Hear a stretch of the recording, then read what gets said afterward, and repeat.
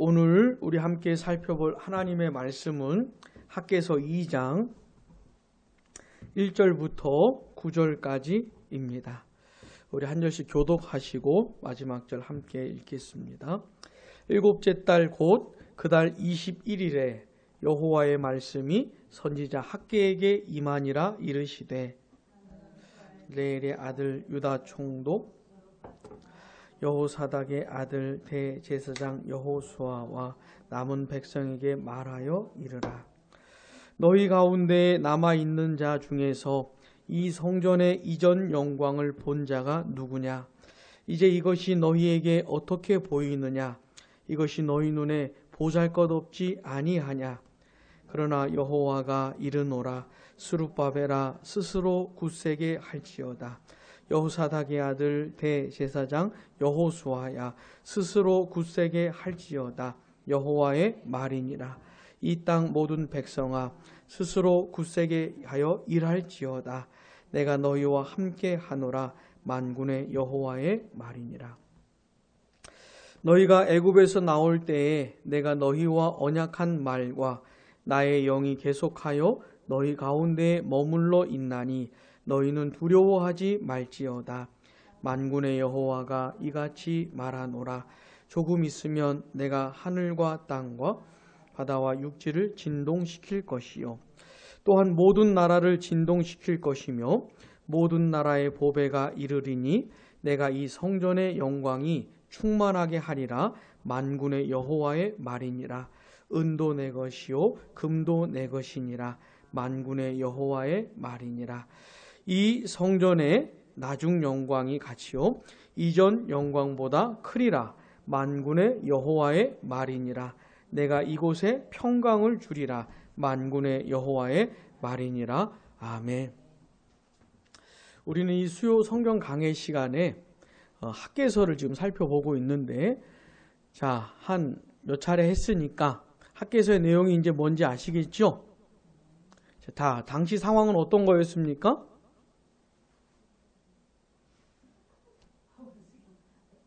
자, 이스라엘 백성들에게 포로 생활을 마치고 돌아온 이스라엘 백성들에게 하나님께 성전 재건하라 하셨는데 막상 시작하니까 반대 세력들이 있었죠. 세게 반대를 한 겁니다. 그때 어떻게 했죠? 굴복해 버리고 말았죠. 그리고는 성전을 내팽개친 겁니다. 자그마치 몇 년이요? 15년 정도를 그렇게 한 겁니다. 그 후에 이제 하나님께서 학개 선지자를 통해 가지고 다시 말씀해 주셨고 드디어 이스라엘 백성들이 순종하기 시작했던 겁니다. 자, 우리가 지난 시간에 살펴봤던 건 뭐냐면 이스라엘 백성들이 드디어 하나님의 백성다움을 회복한 거예요. 딴 게 아니고 하나님의 말씀을 듣고 순종하는 게 하나님 백성의 모습입니다. 뭐 복잡한 게 아니에요. 그냥 하나님의 말씀 듣고 순종하는 겁니다. 왜요? 내 하나님이니까. 나의 주인이고 나의 왕이고.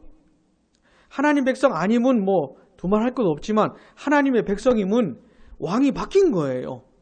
그 누구가 왕이 아니고 하나님이 왕이시고 하나님이 주인이기 때문에 그냥 하나님께 순종하는 겁니다. 기쁨으로. 이게 하나님 백성인데 자그마치 15년 정도를 불순종하던 사람들이 드디어 하나님 백성다움을 회복한 겁니다. 자, 근데 어떻게 회복이 되었다 그랬습니까? 하나님의 말씀을 듣기 시작했던 겁니다. 다시 하나님 말씀을 듣기 시작했고, 그다음 하나님께서 그 말씀으로 들을 때 그들의 마음을 감동시켜 주신 거예요. 마음을 이렇게 휘저어 주신 겁니다. 냉랭한 것이 아니고 하나님의 말씀으로 인해 그들의 마음이 뒤흔들렸던 것이죠. 자, 그렇게 해서 순종하게 된 겁니다. 사랑하는 여러분, 그 누구도, 그 어떤 성도도 아무리 거룩한 성도라 할지라도 늘 충만하고 늘 하나님을 향해 뜨겁고 이런 사람이 없습니다. 이런 사람이 없어요. 깔아앉기도 하고 식어버리기도 하지만 중요한 건 뭐죠? 반드시 회복을 해야 됩니다. 깔아앉고 침체되는 게 자랑이 아닙니다. 그 상태를 오래 가면 안 돼요. 빨리빨리 회복을 해야 돼요. 근데 회복할 때 뭐가 필요한 겁니까? 하나님의 말씀이 필요한 것이. 그리고 하나님의 은혜로운 역사, 내 마음을 휘저으시는 그 역사가 필요한 겁니다. 거기서부터 다시 일어서기 시작하는 것이에요. 다시 회복하기 시작을 하는 겁니다. 자, 근데 이제 이 사람들이 드디어 이제 시작을 했어요. 성전 재건공사 다시 시작을 했는데, 그리고 나서 이제 한 달 정도가 지난 겁니다. 근데 가만히 보니까는 재건공사를 시작하긴 했는데, 보니까 별게 아니에요. 아주 보잘것 없어요. 그래가지고 낙심을 하고 있는 겁니다. 에? 뭐 이래? 에? 별거 아니네? 뭐 이런 겁니다. 그래가지고 낙심을 한 것이에요. 그때 하나님께서 학개 선지자를 통해서 다시 말씀해 주시는 내용이 오늘 우리가 함께 읽은 본문인 겁니다. 자, 본문 1절 같이요. 일곱째 달 곧 그 달 21일에 여호와의 말씀이 선지자 학개에게 임하니라 이르시되 아멘. 그 앞절 봐보세요. 1장 15절. 그때는 다리오 왕 제2년 여섯째 달 24일이었다. 6월 24일에 재건공사를 시작한 겁니다. 그리고 나서 7월 21일 정도가 된 거예요. 한 달 조금 안 된 것이죠. 그때 하나님께서 또 말씀을 해주시는 겁니다. 그러니까 또 말씀할 필요가 생긴 것이에요. 그래서 이제 하시는데 그게 뭐냐면 2절 보세요. 본문 2절. 너는 스알데엘의 아들 유다 총독 수룹바벨과 여호사닥의 아들 대제사장 여호수아와 남은 백성에게 말하여 이르라. 3절 같이요. 너희 가운데에 남아있는 자 중에서 이 성전의 이전 영광을 본 자가 누구냐? 이제 이것이 너희에게 어떻게 보이느냐? 이것이 너희 눈에 보잘것없지 아니하냐? 아멘. 이 돌아온 이스라엘 백성들 중에 나이가 좀 있는 분들은 옛날 솔로몬이 지었던 그 성전을 본 사람들이 있었던 겁니다. 그때는 정말 대단했거든요. 휘황찬란했거든요. 근데 그 모습을 기억했던 사람들이 지금 이제 재건공사한 이 성전을 보니까는 너무너무 비교가 되는 거예요. 너무너무 말이 안 나올 정도로. 그래가지고 참 참담한 심정으로 그렇게 있는 겁니다. 자, 드디어 하나님께 좀 순종을 해보려고 하나님의 뜻에 따라 좀 살아보려고 했는데 막상 해보니까는 보이는 모습이 좀 별로 아닌 것이에요. 아니, 하나님의 뜻대로 막 다시 순종하기 시작하면은 뭔가 하나님의 역사가 팍팍 나타나고, 그죠? 뭔가 하나님께서 함께 하시는 것 같은 막 그런 느낌이 막 들고 그래야 되는데 이게 아닌 거예요. 그래서 낙심하고 침체되어 있는 것입니다. 이 사람들이 지금. 게다가 이들의 지도자였던 수룹바벨과 여호수아마저도 그러고 있는 것이에요. 사랑하는 여러분, 하나님의 백성들에게 있어서 가장 위험한 게 뭐냐면 낙심한 겁니다. 낙심하는 것이에요. 하나님의 백성들의 특징 중에 하나가 뭐냐면 소망 아닙니까? 소망이죠.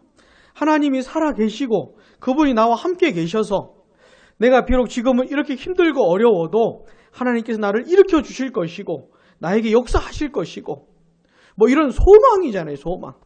하나님 백성 하면 소망 아닙니까? 근데 그 소망으로 가득 차야만 하는 그 하나님의 백성들의 마음을 깔아앉게 만들고 낙심하게 만들고 하는 일들이 참 많이 있습니다. 그런 원인들이 참 많아요. 그렇다고 해서 침체되고 낙심하면 안 되는 겁니다. 근데 그 원인 중에 하나가 뭐냐면 이런 거예요. 내가 이제부터 정말 하나님 뜻대로 한번 살아보겠다. 하나님 믿고 하나님 신뢰하고 한번 가보겠다. 이렇게 해서 다시 시작을 했는데 별로 이렇게 눈에 보이는 게 별로 없는 것이에요. 결과가 아주 보잘것없는 것 같은 거예요. 그렇게 되면 또 낙심하게 될 수도 있는 겁니다. 특별히 이 지도자들에게 있어 낙심은 정말로 위험한 것이에요. 하나님의 백성 공동체를 인도하는 지도자에게 낙심은 정말 금물입니다. 마귀가 있잖아요. 하나님의 백성 공동체 이 지도자를 노릴 때 노리는 부분 중에 하나가 뭐냐면 마음을 꺾는 겁니다. 낙심하게 만드는 것이에요. 이게 되게 위험한 거예요. 지도자가 낙심해버리면은 그 공동체는 참 힘들어, 참 어떻게 될지 모르겠는 정도가 되는 겁니다. 근데 문제는 뭐죠? 이 스룹바벨 여호수아마저도 지금 낙심하고 있는 것이에요. 그런 상황에 있는 사람들에게 이제 하나님께서 말씀을 하시는 겁니다. 뭐라고 하시냐면 본문 4절 상반절 같이요. 그러나 여호와가 이르노라 스룹바벨아 스스로 굳세게 할지어다. 여호사닥의 아들 대제사장 여호수아여 스스로 굳세게 할지어다. 여호와의 말이니라 이 땅 모든 백성아 스스로 굳세게 하여 일할지어다. 아멘. 자, 하나님께서 뭐라고 하십니까? 스스로 굳세게 해라. 이게 무슨 말이에요? 세게 마음 먹어라 이 말이거든. 마음을 세게 먹어라 이거예요. 아니 이런 대목에서는 하나님께서 걱정하지 마 내가 도와줄게 뭐 이렇게 나오셔야 되는 거 아닙니까? 근데 하나님께서 뭐라고 하시냐면 마음을 세게 먹어라. 단단히 마음 먹어라. 용기를 힘내라. 스스로 힘내라. 이렇게 말씀을 하시는 것이죠. 그러니까 여호수아나 스룹바벨이나 이스라엘 백성들에게 필요한 게 뭡니까? 스스로 마음을 세게 먹는 것이에요. 하나님의 뜻대로 다시 성전 재건 공사했는데 눈에 보이는 게 별 것 없어도 낙심하면 안 되고 스스로 마음을 세게 먹고 계속 재건 공사 계속 해야 되는 것이죠. 하나님께서 이렇게 말씀을 해 주고 계시는 겁니다. 사랑하는 여러분, 낙심되고 침체되고 그럴 때 스스로 마음을 세게 먹을 필요가 있는 것이에요. 그리고 우리가 하나님의 뜻대로 진행하는 것이 분명하다면은 내가 하나님의 뜻에 순종하는 게 분명하다면은 금방 결과가 보이지 않고 금방 뭐 대단한 게 눈에 나타나지 않는다고 해도 계속 가는 겁니다. 이게 하나님의 뜻이 분명하다면은 눈에 보이는 게 없어도 계속 가는 겁니다. 계속 진행을 하는 것이에요. 근데 진행을 좀 하면 좀 나타나면 좋잖아요. 에? 진행을 내가 그래도 한번 좀 꾹 참고 한번 했는데 그럼 좀 나타나면 되잖아요. 근데 그렇지 않을 수도 있거든요. 그럼 어떡합니까? 또 가는 것이에요. 그러니까 내가 좌지우지 되는 거는 이게 하나님의 뜻이 맞냐 아니냐 이것이지 눈에 보이는 결과가 뭐 대단하냐 아니냐 이런 것이 아닌 겁니다.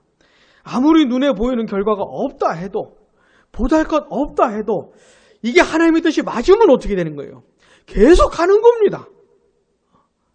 스스로 마음을 세게 먹으면서 마음이 깔아앉으려고 할 때마다 세게 먹으면서 이렇게 가야 하는 것이죠. 하나님께서 스룹바벨과 여호수아와 이스라엘 백성들에게 요구하셨던 태도가 바로 이것이에요. 사랑하는 여러분, 이건 우리 양문교회에 좀 적용할 필요가 있습니다. 교회를 개척하고 이렇게 또 몇 개월 지나면 막 사람이 막 팍팍 올 것 같고, 뭐가 팍팍 진행될 것 같고 이렇게 생각하고 개척을 하면은 굉장히 실수하는 것이에요. 굉장히 실수하는 겁니다. 자, 우리가 함께 모여서 예배하고 하나님의 말씀을 전하고 듣고 우리가 서로 사랑하고 이곳에서 주의 나라를 이루어가는 것이 하나님의 뜻이 분명하다면 계속 진행을 하는 겁니다. 하나님 말씀 전하고 듣고 기도하면서 한 5개월쯤 지내면 막 한 100명, 한 3년쯤 되면 한 300명 이러면 좋겠지만은 그렇지 않을지라도 사실 그렇지 않은 경우가 허다해요. 거의 다 그렇습니다. 거의 다가 그래요.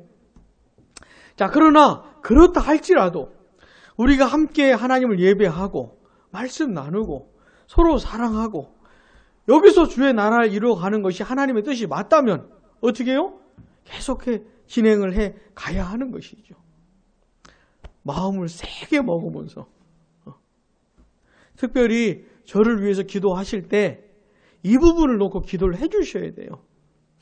아니 성도들 다 낙심을 해도 목회자는 안 그래야 되잖아요.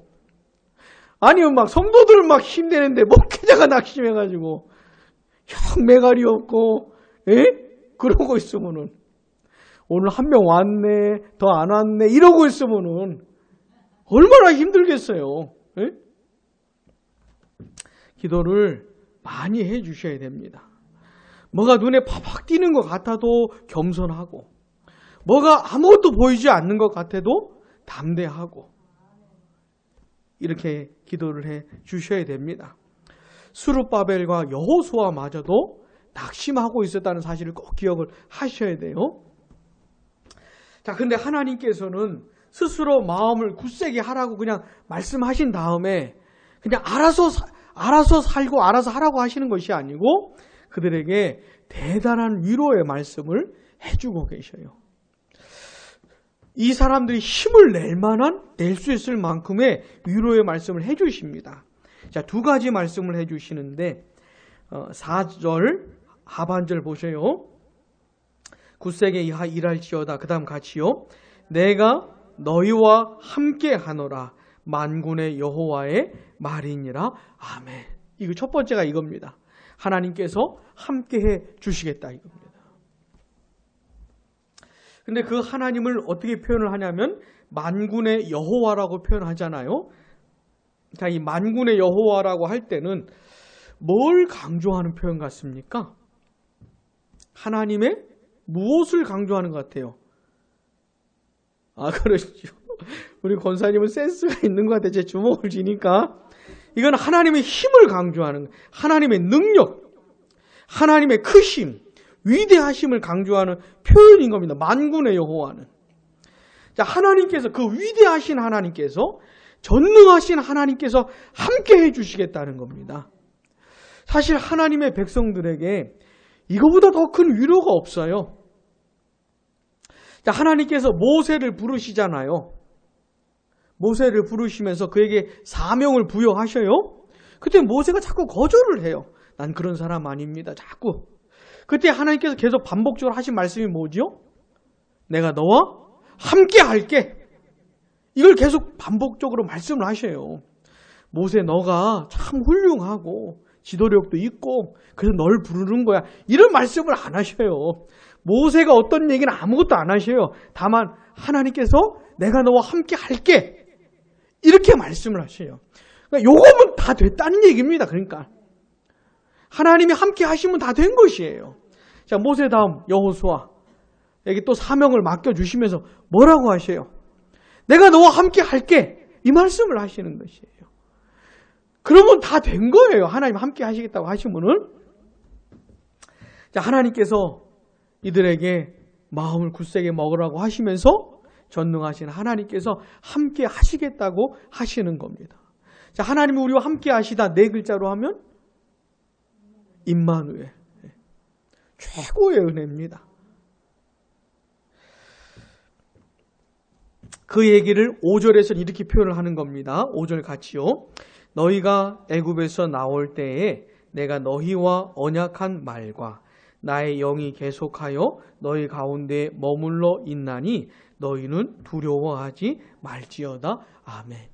하나님께서 애굽에서 종살이하던 이스라엘 백성들을 구원하신 다음에 그들 자기 백성 삼으시잖아요.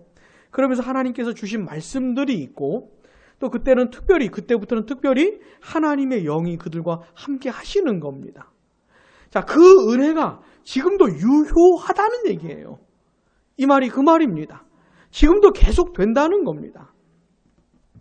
비록 그들이 하나님께 15년 정도나 불순종하는 상태로 있었긴 했지만은 그 다음에 다시 돌이켰잖아요. 그들과 하나님께서 함께 하신 이 은혜가 지금도 유효하니까 겁내지 말고 힘을 내라고 하시는 겁니다. 자, 그 다음에 또 한 가지 위로의 말씀이 있는데 그게 이제 본문 6절부터 9절까지입니다. 같이요. 만군의 여호와가 이같이 말하노라. 조금 있으면 내가 하늘과 땅과 바다와 육지를 진동시킬 것이요. 또한 모든 나라를 진동시킬 것이며 모든 나라의 보배가 이르리니 내가 이 성전의 영광이 충만하게 하리라. 만군의 여호와의 말이니라. 은도 내 것이요 금도 내 것이니라. 만군의 여호와의 말이니라. 이 성전의 나중 영광이 이전 영광보다 크리라. 만군의 여호와의 말이니라. 내가 이곳에 평강을 주리라. 만군의 여호와의 말이니라. 아멘. 자, 하나님께서 두 번째 위로의 말씀이 하시는 말씀이 뭐냐면 나중 영광이 지금보다 더하다 이거예요. 너희들의 눈에 지금 재건 공사하고 있는 이 성전이 아주 보잘것없고 초라하게 보이지만 그렇지 않다. 나중에 대단한 영광이 있을 거다 라고 말씀을 해 주시는 겁니다. 그러니까 장래의 영광을 보게 해 주시는 거예요. 장래의 영광을 보게 하셔서 지금의 초라함을 이겨내게 하시는 것이죠.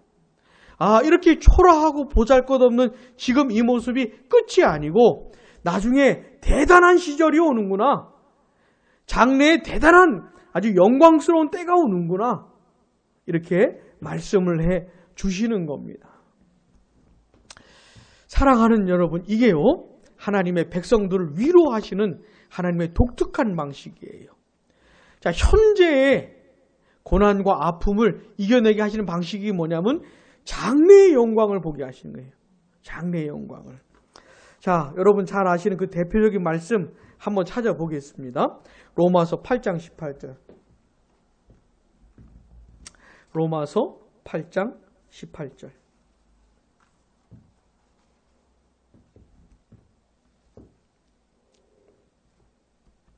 함께요. 생각하건대 현재의 고난은 장차 우리에게 나타날 영광과 비교할 수 없도다. 아멘. 지금의 고난, 현재의 고난을 이길 수 있는 그 방법이 뭐냐면, 비결이 뭐냐면 장래의 영광을 보게 하시는 거예요. 근데 이렇게 말씀을 하시는 겁니다. 현재의 고난은 장래의 영광과 비교할 수 없다. 그러니 장래의 영광을 바라보면서 현재의 고난을 이겨내라고 하시는 거예요. 예수님 믿고 구원받고 하나님의 자녀가 되오면 현재의 고난도 없고 슬픔도 없고 아픔도 없으면 좋겠지만 이건 전혀 성경적인 얘기가 아닙니다. 이건 아주 비성경적인 얘기예요. 예수님 믿으면 무조건 복 받을 거예요. 잘 될 거예요. 네?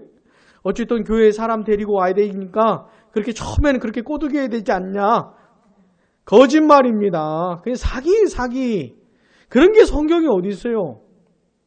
그렇게 신실하고 거룩했던 믿음의 선배들이 이 세상에서 고난을 얼마나 당했는데요. 신앙이 나빠서가 아닙니다. 진실하지 않아서가 아니에요. 진실해서 고난을 당하는 겁니다. 정결해서 고난을 당하고 경건해서 슬픔을 당했던 것이에요. 자, 그런 것들을 감내해 가면서 겪어가면서 사는 겁니다. 그게 우리네 그리스도인들의 인생인 것이에요.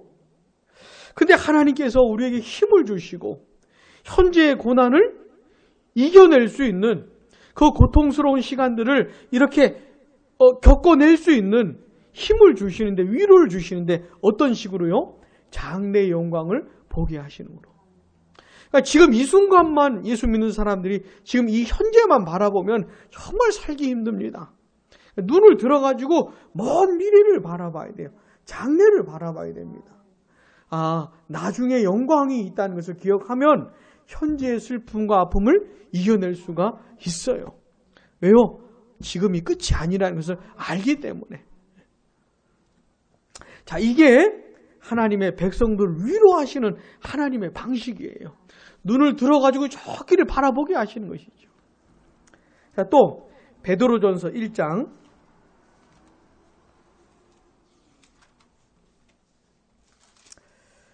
베드로전서 1장 6절 7절입니다. 이 베드로전서 이 편지를 받았던 성도들도 아주 극심한 환난 가운데 있었던 사람들인데, 베드로전서 1장 6절 7절 같이요.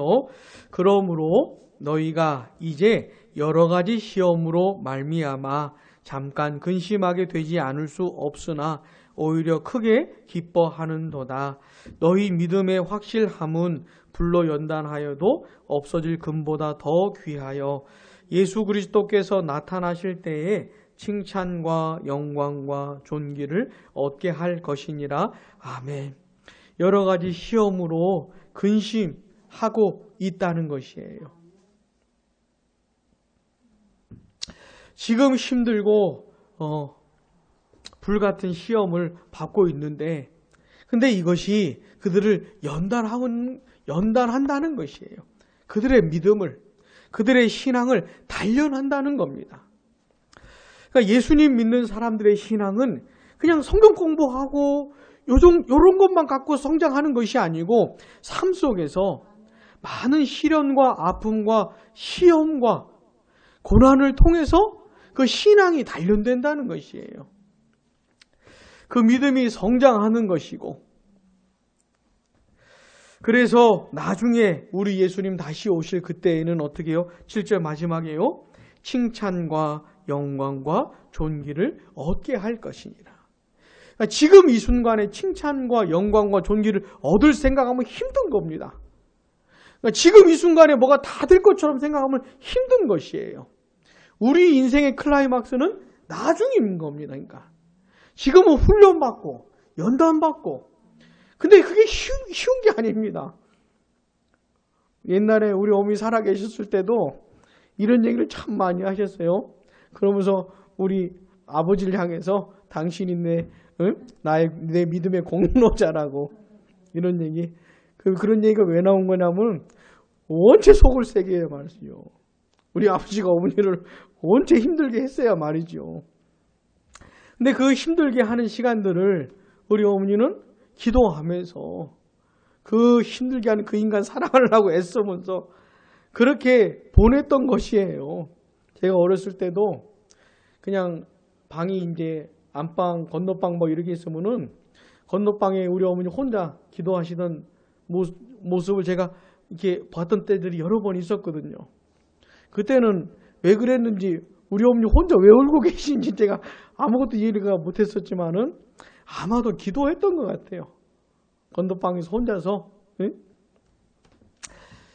이런 게 있는 겁니다. 예수 믿는 사람들이 현재 시점에는 이런 것들이 있지만, 이게 그냥 아무런 영향가 없는 것이 아니고 그 사람의 믿음과 신앙을 단련하여서 그 나중의 영광을 얻을 수 있도록 그렇게 해주는 것이죠. 자, 이런 식인 겁니다. 하나님께서 하나님의 백성들, 특별히 낙심하고 침체되어 있는 그 하나님의 백성들을 위로하시는 방식이 뭐냐면 장래의 영광을 보여주는 것이에요. 사랑하는 여러분, 부디 믿음의 눈을 들어서 나중을 보십시오. 멀리 보셔야 지금을 이겨낼 수가 있어요. 지금을. 자, 하나님께서 이 학계 선지자를 통해서 주시는 말씀이 바로 이겁니다. 너희들 지금 초라해 보이지? 별거 아닌 것처럼 보이지? 아니야. 나중에 대단한 영광이 있을 거야. 그러니 힘을 내, 용기를 내, 계속해, 진행해. 이렇게 말씀을 해 주시는 것이죠. 자, 다시 학개서 2장 가보셔서 6절 보시면 만군의 여호와가 이같이 말하노라. 같이요. 조금 있으면 내가 하늘과 땅과 바다와 육지를 진동시킬 것이요. 또한 모든 나라를 진동시킬 것이며. 아멘. 자꾸 이렇게 진동시킨다는 말씀이 나오잖아요. 근데 이런 표현은 하나님의 특별한 임재가 있을 때 사용하는 표현입니다. 하나님께서 어느 곳에 특별히 강림하셨을 때 막 진동하는 일들이 있는 것이에요. 혹시 기억나시는 본문이 있다면? 그러니까 그렇죠. 막 지진이 흔들리는 것이죠. 크게. 자, 언제 그런 일이 언제 있었죠? 또요. 자, 우리 출애굽기 19장. 네, 출애굽기 19장. 하나님께서 이스라엘 백성들 건져내신 다음에 시내 산에서 언약을 맺으시잖아요.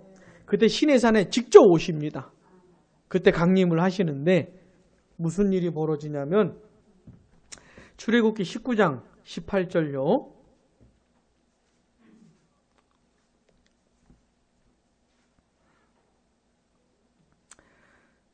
같이요. 19장 18절. 시내산의 연기가 자욱하니 여호와께서 불 가운데서 거기 강림하심이라. 그 연기가 옹기가마 연기같이 떠오르고 온 산이 크게 진동하며 아멘. 시내산에 하나님께서 직접 오시니까 산이 막 흔들리는 것이에요. 우리는 한 번도 본 적이 없을 겁니다. 얼마나 무섭겠어요. 산이 흔들리는데. 네. 또요. 사도행전 4장 31절. 사도행전 4장 31절.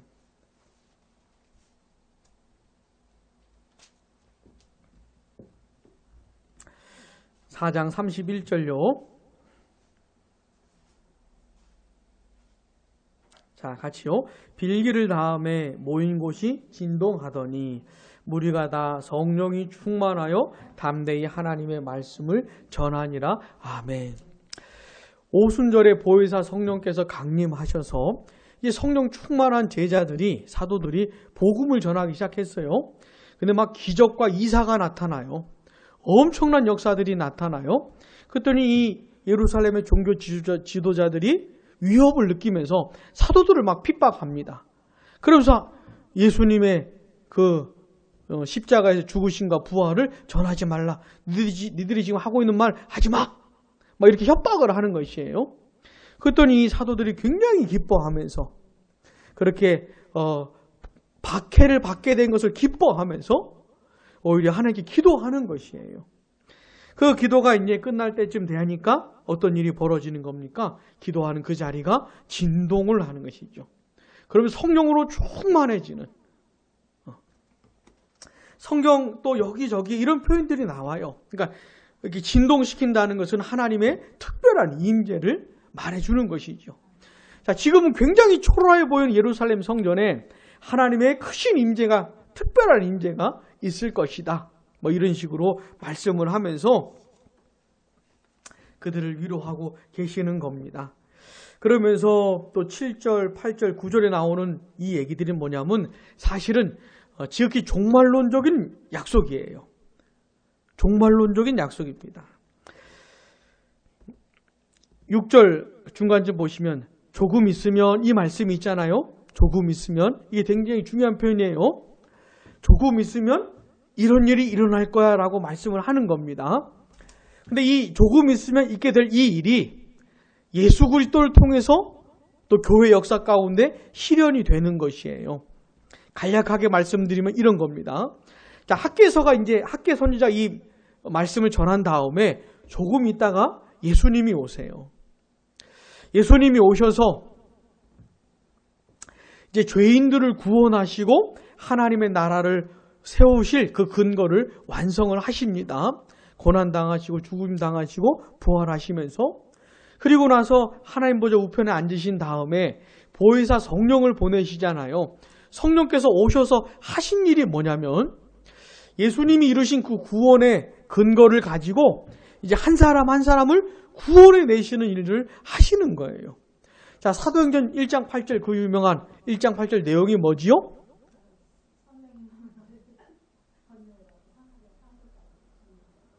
그런 내용의 유명한 말씀이 있잖아요.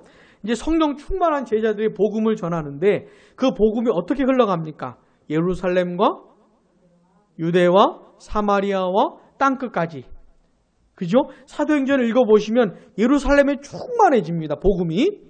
그 다음에 이제 유대로 넘어가고, 그 다음 사마리아로 넘어가고, 그 다음 땅끝으로 전해지는 과정 가운데 사도행전이 딱 끝납니다.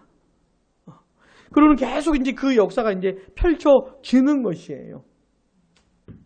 자, 우리 예수님 이 세상에 다시 오실 때까지 이제 모든 나라, 모든 종족, 마지막 미전도 종족에 이르기까지 그리스도의 복음이 전해질 겁니다. 그 어마어마한 역사가 펼쳐지다가 드디어 우리 예수님이 다시 오실 거예요. 하나님의 엄청난 임재인 것이죠. 그런 역사가 펼쳐질 겁니다. 사실은 이 학개서 이 7절, 8절, 9절, 6절 이 내용이 사실 이제 그런 내용들을 이렇게 예언을 하는 것이죠. 조금 있으면 이런 일들이 있을 거야 라고 하면서, 그래서 마침내 온 세상에 하나님의 영광을 아는 지식으로 충만해질 겁니다. 예수를 믿건 안 믿건 간에 살아계신 하나님을 부인할 수 없는, 지옥에 있는 영혼들은 지옥에 있는 대로 하나님의 영광을 인정하게 될 것이고, 천국에 있는 영혼들은 천국에 있는 대로 하나님의 영광을 인정하게 될 것이고, 그 엄청난 날이 오게 될 것이에요.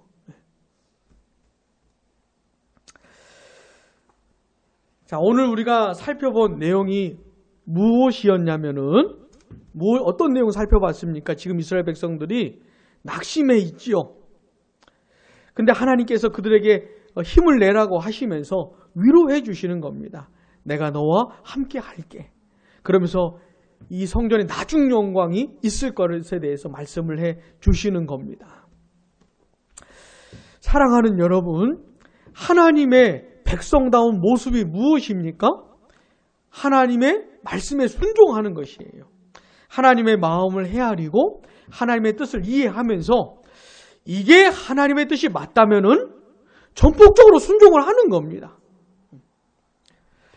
자, 근데 하나님의 뜻에 따라 순종을 해 나갈 때 눈에 보이는 것이 별로 없어도, 별게 아닌 것처럼 보인다고 해도 낙심하면 안 됩니다. 이게 하나님의 뜻이 맞다면 계속 가는 것이에요. 여러분, 우리나라에 선교하러 오신 분들을 생각해 보면은 모든 선교사님들이 선교 이렇게 열매를 보신 게 아닙니다. 아니, 선교하러 갔으면 내 사역 가운데 뭘 좀 봐야 되는 거 아닙니까? 내가 사역할 때 뭔가 좀 역사가 일어나고 좀 그래야 되는 거 아닙니까? 근데 우리나라에 온 선교사님들을 그 일기를 읽어보면은 다 그런 게 아니에요. 어떤 분은 그냥 성경책 놓고 죽으셨어요. 본인 선교 사역 가운데 이게 전부인 거예요. 어떤 분은 또 반면에 굉장한 열매를 거둔 분도 계시고, 그러면 이 굉장한 열매를 거둔 분의 사역은 대단한 것이고, 성경 한 권 건네고 죽으신 분은 별게 아닙니까? 그런 게 아니잖아요. 그런 게 아니. 이 두 분 다 하나님의 뜻을 확신하고 순종한 것 뿐입니다. 근데 하나님의 시절을 따라, 하나님의 때를 따라 그렇게 사용하신 것이죠. 자, 우리 교회도 마찬가지로 하나님 뜻이 확실하다면 어떻게 해야 돼요? 계속 가는 겁니다. 좀 했는데 보이는 게 하나도 없으면 어떻게 해요? 또 가는 겁니다. 계속. 왜요? 하나님의 뜻이니까는. 하나님의 뜻이니까는. 부디 하나님의 뜻이 확실하다면은 스스로 굳세게 하면서 계속해서 진행하시기를 바랍니다. 하나님께서 분명히 함께 해주실 거예요. 눈에 보이는 것이 아무것도 없다 해도 하나님께서 분명히 위로해 주실 겁니다. 어떤 방식으로요? 함께 해주시면서 또 하나는요, 나중에 영광을 보여주시는 방식으로 그렇게 위로해 주실 겁니다. 자, 이스라엘 백성들이 성전 재건 공사 완성했을까요? 못했을까요? 완성했을까요? 못했을까요? 왜 이렇게 확신이 없으신가요? 완성을 합니다. 완성을 해요. 무너진 성전을 재건하라고 하시는 하나님의 말씀을 이룹니다. 우여곡절이 있긴 했었지만은 부디 하나님의 그 위로를 받아가시면서 끝까지 완주하시는 하나님의 뜻을 이루어내시는 우리가 다 되면 좋겠습니다. 기도하겠습니다.